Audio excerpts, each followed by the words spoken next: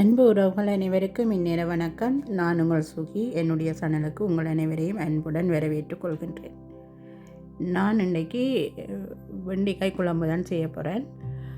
அந்த வெண்டைக்காய் குழம்பு எப்படி செய்யலாம்ன்றதை பார்க்கலாம் வாங்க. அதுக்கு நான் 500 கிராம் வெண்டைக்காய் எடுத்து வச்சுருக்கிறேன். ஒரு தக்காளி பழம் எடுத்து வெட்டி வச்சுருக்கின்றேன். அடுத்தது ஒரு பெரிய வெங்காயம் எடுத்து வெட்டி வச்சுருக்கிறேன். ஒரு 6 உள்ளி எடுத்து வெட்டி வச்சுருக்கிறேன்.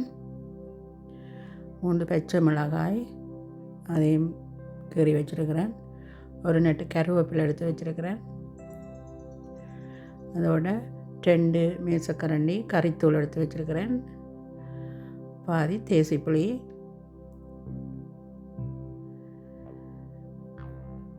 தாளிக்கிறதுக்கு கடுகு, பெருஞ்சீரகம், சரி அதோட எண்ணெய். சரி, இப்போ வாங்க இந்த கறியை நாங்கள் செய்வோம். அதுக்கு முதல்ல நான் வெட்டி வச்சுருக்கிற அந்த 500 கிராம் வெண்டைக்காய்க்கும் பாதி தேசி புளியை பிழிஞ்சு நல்ல வடிவாக எல்லா வெண்டைக்காயிலும் அந்த தேசி புளி படுற மாதிரி பிரட்டி வச்சுக்கொள்கிறேன். ஏற்கனவே நீங்கள் என்னுடைய வெண்டைக்காய் பால் கறி வீடியோ பார்த்துருப்பீங்கள். நான் அந்த வலுவழுப்பு தன்மை இல்லாமல் வெண்டைக்காய் கறி சமைப்பதற்காக இந்த தேசி புளியை முதல்ல பயன்படுத்துகிறேன். அதே மாதிரி தான் இதுக்கும் பயன்படுத்துகிறேன்.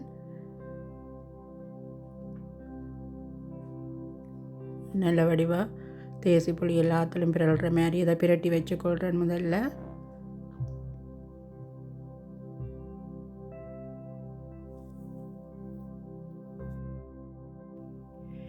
இப்போ அடுப்பில் ஒரு சட்டியை வச்சுட்டு 2 மேசக்கரண்டி எண்ணெய் விடுறேன்.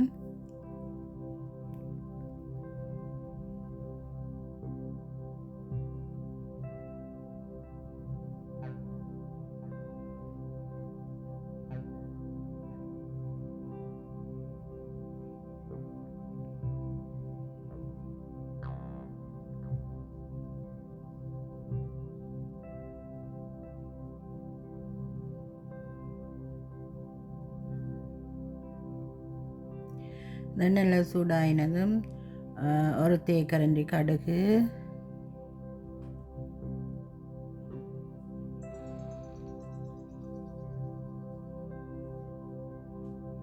கடுகு நல்லா பொரிஞ்சு வெடிக்குது. இப்போ இந்த நேரம் இதுக்குள்ளே வெட்டி வச்சுருந்த 6 உள்ளியையும் சேர்த்துக்கொள்கிறேன்.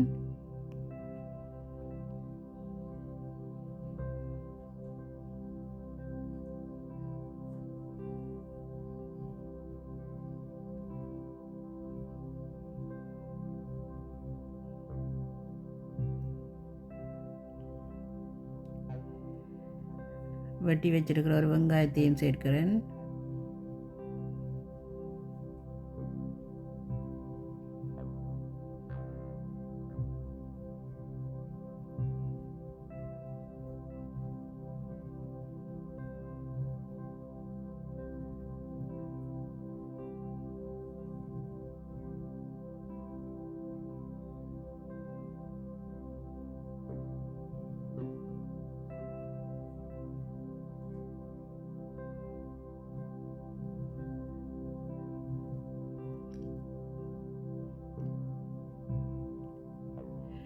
இதுக்குள்ளே வெட்டி வச்சிருக்கிற 3 பச்சை மிளகாயும் சேர்க்கிறேன்.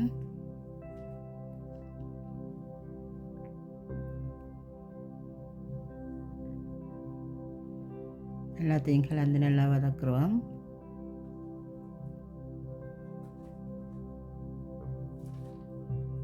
அடுத்தது அதுக்குள்ளே ஒரு நட்டு கருவேப்பிலையை சேர்க்கிறேன்.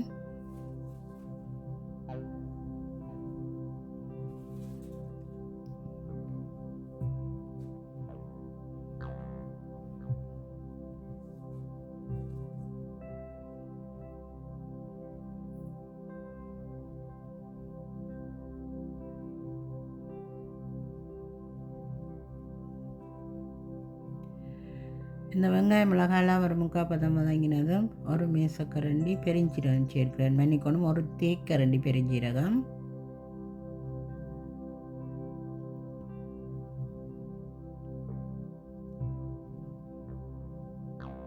அதையும் சேர்த்து நல்லா வதக்குறேன்.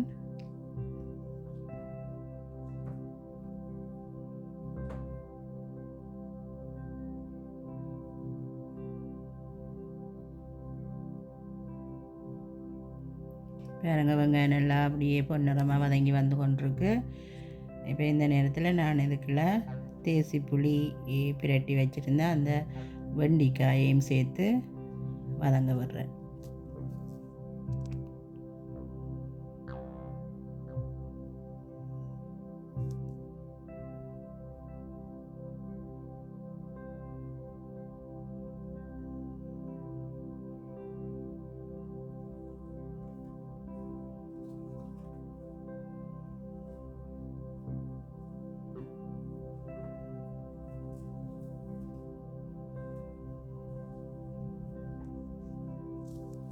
இன்றைய நான் இந்த வெண்டைக்காயை வதக்கித்தான் குழம்பு வைக்க போகிறேன். இந்த வெண்டைக்காயை நாங்கள் பொரிச்சும் வைக்கலாம், அது இன்னும் இதை விட நல்ல சுவையாக இருக்கும். நான் பொரிச்ச வெண்டைக்காய் கறி இன்னொரு நாளைக்கு வைக்கிற போது அதை வீடியோ எடுத்து போடுறேன். இன்றைக்கி நான் வதக்கித்தான் இந்த வெண்டைக்காய் குழம்பை வைக்கிறேன். நல்லா வெண்டைக்காய் சேர்த்து நல்லா வதக்குவோம்.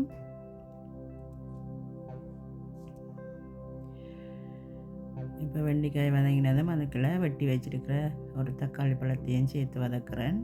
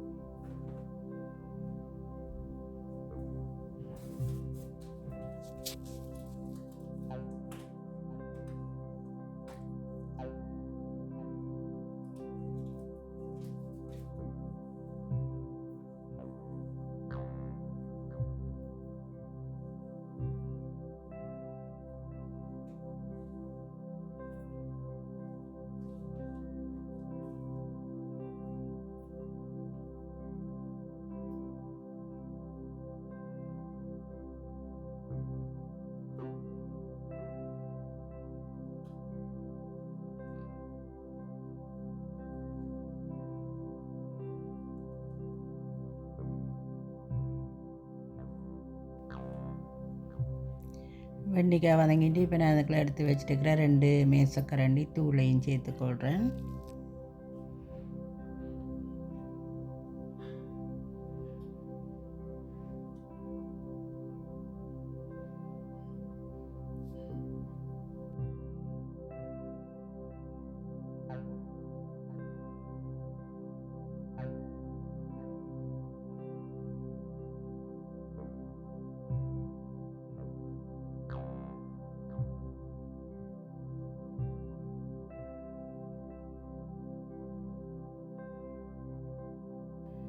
நல்லா தூள் எல்லாம் சேர்த்து கலந்து விட்டுட்டு இதுக்கு நான் வெண்டைக்காய் அவிறதுக்கு அளவான கரைக்களவான தண்ணியை விட்டுக்கொள்கிறேன்.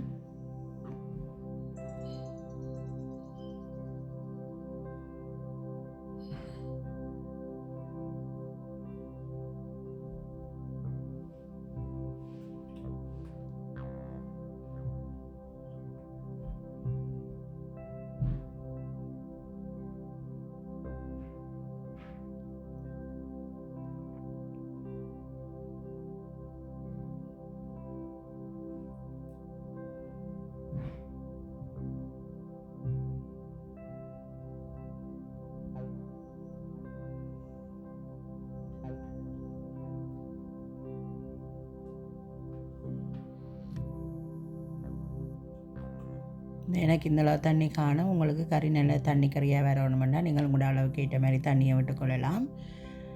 நான் இப்போ இதை மூடி அவிய வைக்க போகிறேன். அளவுக்கு ஒரு ஒரு தேக்கரண்டி உப்பு போடுறேன்.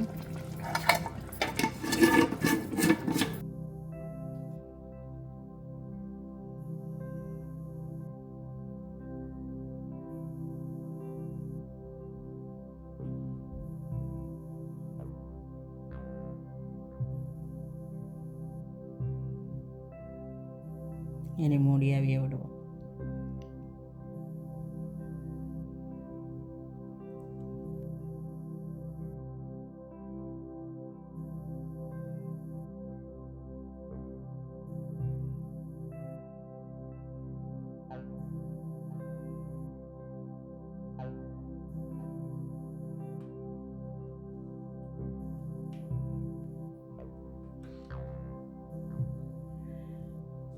அந்த வெண்டைக்காயோட தூளெல்லாம் சேர்ந்து நல்லா அவிஞ்சு வந்துட்டு நான் இதுக்குள்ளே பால் தேங்காய் பால் சேர்க்க போகிறேன்.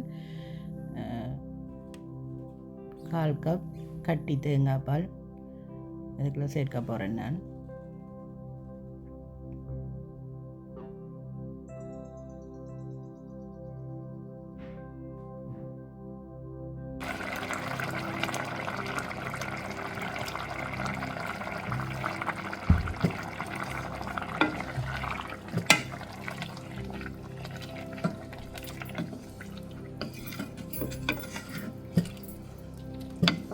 இப்படியே இந்த கறியை தேங்காய் பாலை கலந்துட்டு அப்படியே கறியை நாங்கள் வற்ற வைப்போம்.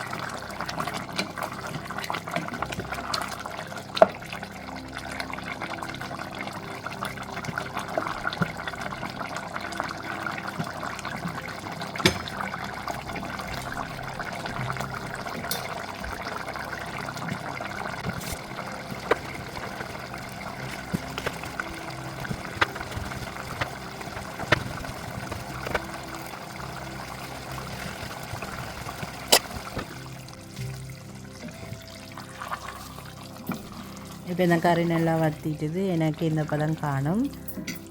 நீங்கள் தண்ணியாக உங்களுக்கு வேணுமென்னு சொல்லி சொன்னால் இதற்கு முன்னமே இந்த கறியை இறக்கி கொள்ளலாம்.